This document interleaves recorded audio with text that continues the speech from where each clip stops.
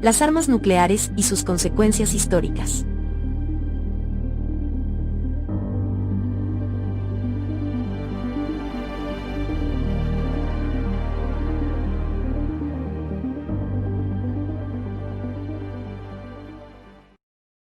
Muchos de los científicos, que estuvieron presentes alrededor de la Segunda Guerra Mundial, se arrepintieron de haber creado armas que pueden destruir a cualquier persona y cosa en cuestión de segundos.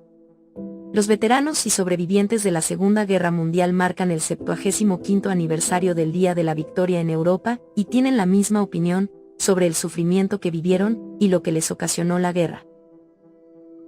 Hace 75 años, la guerra más extensa, destructiva y letal de la historia llegaba a su fin. La Segunda Guerra Mundial estuvo a la altura de su nombre.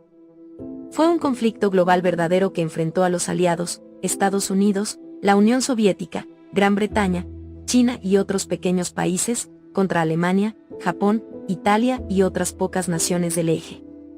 Alrededor de 70 millones de hombres y mujeres prestaron servicio en las Fuerzas Armadas y fueron parte de la movilización militar más grande de la historia. Sin embargo, la población civil fue la que más sufrió y más gente murió. De las 66 millones de personas que se estima murieron, casi el 70%, que era alrededor de 46 millones, fueron civiles, personas inocentes, entre ellos los 6 millones de judíos asesinados durante el Holocausto por parte de Adolf Hitler. Más de 10 millones más fueron arrancados de sus hogares y países, muchos de los cuales vivieron en campos desplazados por años. Las secuelas de la guerra fueron tan abrumadoras como su magnitud. Sentaron las bases para el mundo que hemos conocido por más de 7 décadas, desde los comienzos de la era nuclear y la creación de Israel, hasta el surgimiento de Estados Unidos y la Unión Soviética como las dos superpotencias del mundo enfrentadas. También desencadenó la formación de alianzas internacionales como las Naciones Unidas y la OTAN, todas creadas para evitar que un cataclismo similar ocurra nuevamente en el futuro. No obstante, con el paso del tiempo, la conciencia pública sobre la guerra y sus casi inconmensurables consecuencias se han desvanecido, convirtiéndolas en algo tan tenue como los tonos sepia de una vieja fotografía. Al mismo tiempo, cada vez hay menos testigos presenciales del hecho. Según las estadísticas gubernamentales de Estados Unidos, menos de 400.000 personas, de los 16 millones de estadounidenses que prestaron servicio en la guerra, que serían algo así como el 2.5%, seguían vivos en 2019. Algo que quiero aclarar, es que gracias a la predisposición para compartir sus historias de algunos de los últimos sobrevivientes, hemos obtenido un valioso regalo, la posibilidad de darle a la guerra un enfoque nítido nuevamente al verla a través de sus ojos. Sin acceso a Internet o a otras formas de comunicación instantánea que tenemos hoy en día, la mayoría de estos hombres y mujeres sabían muy poco del mundo antes de la guerra más allá de sus comunidades. Al sacarlos de sus entornos familiares, se los expuso a una abrumadora variedad de experiencias nuevas, y se los probó de maneras que antes eran inimaginables. Para muchos, los desafíos fueron emocionantes. Eso le sucedió a Betty Webb, quien fue reclutada para unirse a la supersecreta operación británica de descifrado de códigos en Bletchley Park. Webb fue una de las incontables mujeres cuyo trabajo fue fundamental para los esfuerzos bélicos de sus países y quienes, en el proceso, encontraron un sentido de valía personal e independencia que nunca antes habían conocido. Harry, nieto de 20 años de un hombre nacido en la esclavitud, se probó a sí mismo también. Stewart, neoyorquino que antes de la guerra no había manejado un vehículo jamás, se convirtió en piloto de caza de la famosa unidad de afroamericanos conocida como los aviadores Tuskegee. Voló en 43 misiones de combate y ganó la condecoración Cruz por vuelo distinguido. Estos triunfos son inspiradores y deberían celebrarse. No obstante, lo que predomina en las historias de los sobrevivientes son las tragedias vividas por muchos de ellos, tanto aliados como del eje. Sus relatos son prueba del auténtico infierno de la Segunda Guerra Mundial, la brutalidad, el sufrimiento y el terror vividos y ocasionados por ambos bandos. En los 75 años transcurridos desde la primera prueba exitosa de una bomba de plutonio, las armas nucleares han cambiado la faz de la guerra. En esta fotografía las tropas de la 11ª División Aerotransportada observan una explosión atómica a corta distancia en el desierto de Las Vegas el 1 de noviembre de 1951.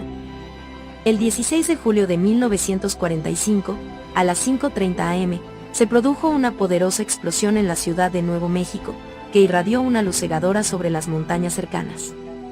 La bola de fuego creó una nube de hongo que se elevó a más de 11 kilómetros de altura.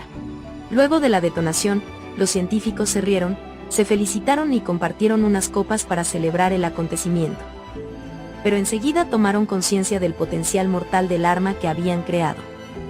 Tenían claro una cosa: acababan de generar la primera explosión nuclear de la historia. La prueba, que recibió el nombre de Trinity, resultó todo un éxito. Demostró que los científicos podían aprovechar la fusión de plutonio. Y así, se dio un gran paso a una era atómica que cambió la guerra y las relaciones geopolíticas para siempre. Menos de un mes después, Estados Unidos arrojó 2 armas nucleares sobre Hiroshima y Nagasaki, actualmente Japón, lo que terminó de confirmar que ahora se podían destruir grandes extensiones de tierra y acabar con la vida de multitudes en tan solo unos segundos. En agosto de 1945, los Estados Unidos decidieron lanzar las armas nucleares que acababan de elaborar sobre las ciudades japonesas de Hiroshima y Nagasaki con la intención de poner fin a la Segunda Guerra Mundial. En esta imagen, se observa a un hombre parado junto a una chimenea de azulejos, donde antes existía una casa en Hiroshima, el 7 de septiembre de 1945.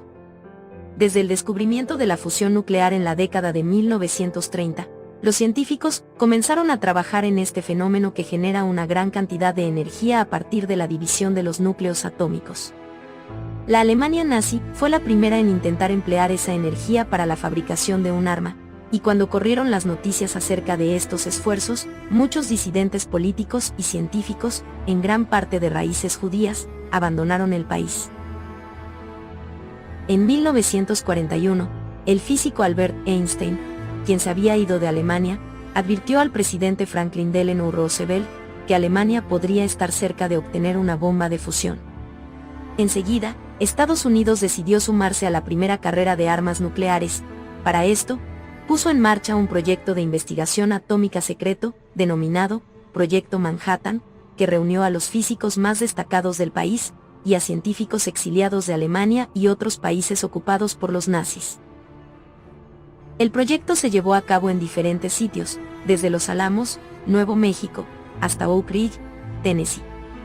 Si bien, a lo largo del proyecto, participaron unas 600.000 personas, el propósito del proyecto se mantenía tan reservado que muchos de los colaboradores no tenían idea de cómo influiría su trabajo en el objetivo final para el desarrollo de las armas nucleares. Los investigadores siguieron 2 caminos, uno que dependía del uranio y otro, más complejo, que dependía del plutonio.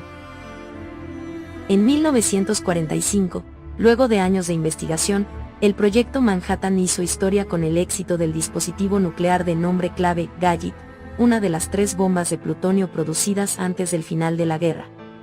Estados Unidos también había desarrollado una bomba de uranio la cual no fue probada.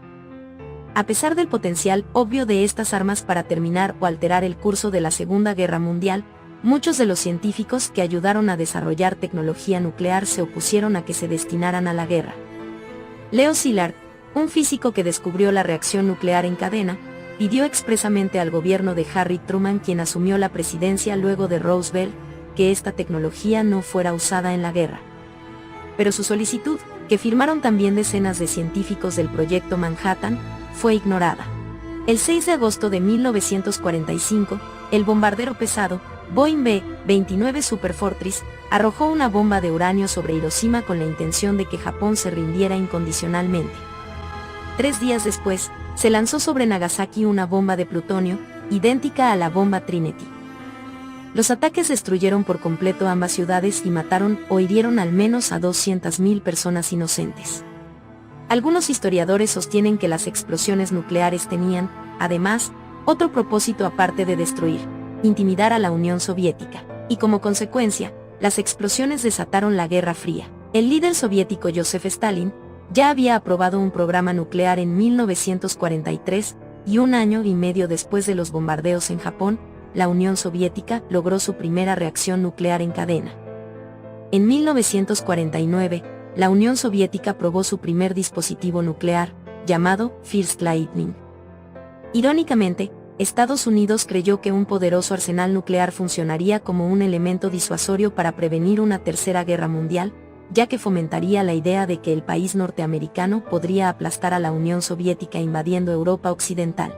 Pero cuando Estados Unidos comenzó a invertir en armas termonucleares que superaban cientos de veces la potencia de las bombas utilizadas para terminar la Segunda Guerra Mundial, los soviéticos no se quisieron quedar atrás. Probaron la bomba del Zar, un arma poderosa equivalente a 57 millones de toneladas de TNT, con una nube de hongo que se elevaba a 8.000 metros, igual a la altura del monte Everest.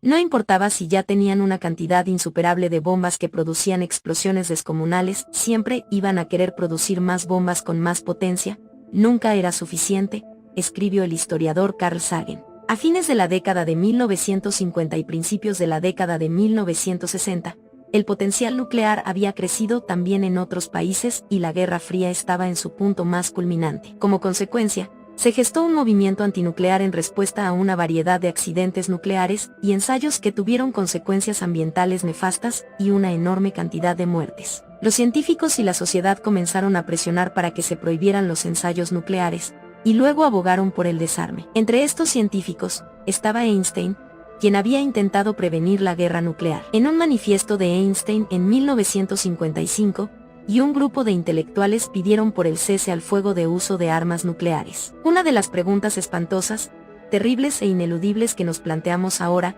¿desaparecerá la raza humana, o la humanidad renunciará a la guerra? Luego, en 1962, se descubrió que la Unión Soviética había instalado secretamente sus misiles balísticos en Cuba, y esto derivó en la crisis de los misiles, un tenso enfrentamiento entre los Estados Unidos y la Unión Soviética que se pensó terminaría en una catástrofe nuclear. En respuesta al pedido urgente de los activistas, los Estados Unidos y la Unión Soviética, y luego Rusia, firmaron un tratado de prohibición parcial de ensayos nucleares en 1963, seguido de un tratado de no proliferación nuclear en 1968, y otros acuerdos elaborados para limitar el número de armas nucleares. Ahora, a principios de 2020, la Federación de Científicos Estadounidenses, o FAS por sus siglas, informó un total de 13.410 armas nucleares en todo el mundo. El número ascendía a casi 71.000 en 1986. La FAS informa que el 91% de todas las ojivas nucleares son propiedad de Rusia y Estados Unidos. Las otras potencias nucleares son Francia, China, el Reino Unido, Israel, Pakistán, India y Corea del Norte. Y hasta entonces, se sospecha que Irán intenta construir su propia arma nuclear. A pesar de los peligros que implica una proliferación nuclear, solo 2 armas nucleares se han llevado a la guerra hasta ahora, los bombardeos de Hiroshima y Nagasaki. De todos modos, según la Oficina de Asuntos de Desarme de las Naciones Unidas, declara que existan estas armas, de por sí, ya supone un peligro. A 75 años de la prueba Trinity, hemos sobrevivido, por ahora, a la era nuclear. Pero en un mundo con miles de armas nucleares, alianzas políticas inestables y conflictos geopolíticos constantes, no dejan de existir las preocupaciones planteadas por los científicos que crearon la tecnología nuclear. Como siempre, espero que se encuentren muy bien ahora. Nos veremos en futuros videos, ya sabes qué hacer. Hasta la próxima, historiadores.